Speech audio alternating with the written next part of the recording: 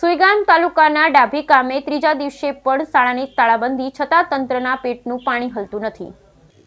બનાસકાંઠાના સુઈગામ તાલુકાના ડાભી ગામથી મહત્વના સમાચાર હાલ મળી રહ્યા છે। ડાભી ઉચ્ચતર માધ્યમિક શાળાની તાળાબંધીને ત્રીજા દિવસે છતાં તંત્રની પેટનું પાણી હલતું નથી। ડાભી ગ્રામજનોએ શિક્ષકોની ઘટને લઈ ઢોલ નગારા વગાડી સરકારનો વિરોધ કર્યો। શું હવે સરકાર જાગશે કે નહીં? શું શિક્ષકોની ઘટ પૂરી નહીં થાય ત્યાં સુધી અનશન ચાલુ રખાશે? શિક્ષણ વિભાગ પ્રાઇવેટ સ્કૂલોને લાભ અપાવવા ડાભી ઉચ્ચતર માધ્યમિક શાળાનું પરિણામ નીચું લાવી સરકાર શાળા બંધ કરવા માંગ કરી।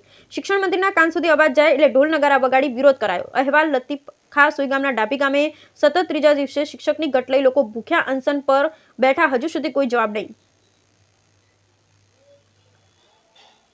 ડાભી ગામ ઉચ્ચતર માધ્યમિક શાળાની તાળાબંધીનો ત્રીજો દિવસ સતત તંત્રનું પેટનું પાણી હલતું નથી। ડાભી ગ્રામજનોએ શિક્ષકોની ઘટને લઈ ઢોલ નગારા વગાડી સરકારનો વિરોધ કર્યો। શિક્ષકોની ઘટ પૂરી ન થાય ત્યાં સુધી અનશન ચાલુ રખાશે। શિક્ષણ મંત્રીના કાન સુધી અવાજ જાય એટલે ઢોલ નગારા વગાડી વિરોધ કરાયો। ડાભી ગામ લોકો શાળાની આગળ ભૂખ્યા અનશન પર ઉતર્યા છે। શિક્ષણ વિભાગ દ્વારા હજુ સુધી કોઈ જવાબ નથી। બાળકોને ભણવું છે પણ ભણાવવા માટે માત્ર એક જ શિક્ષક છે। એક શિક્ષક 195 બાળકોને કઈ રીતે ભણાવશે? 195 બાળકોનું ભવિષ્ય એક શિક્ષકના ભરોસે।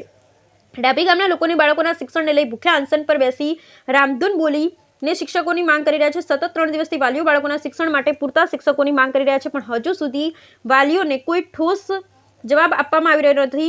જો કે કોઈ ઠોસ જવાબ ન મળતા વાલીઓ ભૂખ્યા અનશન પર બેઠા છે। હવે જોવાનું એ રહ્યું છે કે શિક્ષણ વિભાગ વાલીઓની માંગ સ્વીકારે છે કે નહીં। બ્યુરો રિપોર્ટ પર ઠક્કર, ડીસા, બનાસકાંઠા। નિર્મા સારંગભાઈ છે। હું ધોરણ 10 માં વિદ્યાર્થીની છું અને અમારી શાળામાં તાળાબંધી કરાવી છે અને અમારી ધોરણ 10 ની બોર્ડની પરીક્ષા આવી રહી છે। અમારા ઉજ્જવળ ભવિષ્ય માટે સરકારે શિક્ષકોની મંજૂરી કરવી જોઈએ। અમારી શાળામાં હાલમાં એક જ શિક્ષક છે અને 2 શિક્ષક હતા, પરંતુ એક શિક્ષકની બદલી કરાવી છે અને અમારી શાળામાં શિક્ષકની બહુ જ જરૂરી છે। અમારી શાળામાં 200 વિદ્યાર્થીઓમાં એક જ શિક્ષક કેવી રીતે ભણાવી શકે? આ શાળાને એક શિક્ષક કેવી રીતે ચલાવી શકે? અમારી શાળામાં શિક્ષકોની ખૂબ જ જરૂરિયાત છે।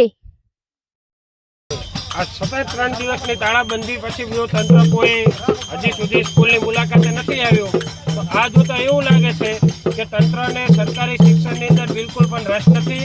તંત્રને અમારો શિક્ષકોનો પ્રોબ્લેમ સોલ્વ નથી કરવો અને કોઈ ગરીબ મધ્યમ વર્ગનો વિદ્યાર્થી ભણીને આગળ આવે એની અંદર તંત્રને બિલકુલ રસ નથી।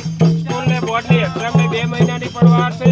ગણિત વિજ્ઞાનના શિક્ષક નથી, શિક્ષકોની ઘટ છે, બોર્ડની અંદર સ્કૂલનું પરિણામ નબળું આવે અને આ સ્કૂલને કેવી રીતે બંધ કરવી એના એ જ કામ કરી રહ્યું હોય તંત્ર એવું લાગી રહ્યું છે, જેથી કરીને પ્રાઇવેટ સ્કૂલોની અંદર વધુમાં વધુ વિદ્યાર્થીઓ જાય અને ગરીબોના વિદ્યાર્થી ના ભણી શકે। આ જોતા તો એવું જ લાગી રહ્યું છે કે તંત્રને સરકારી સ્કૂલ ચલાવવામાં કોઈ રસ નથી।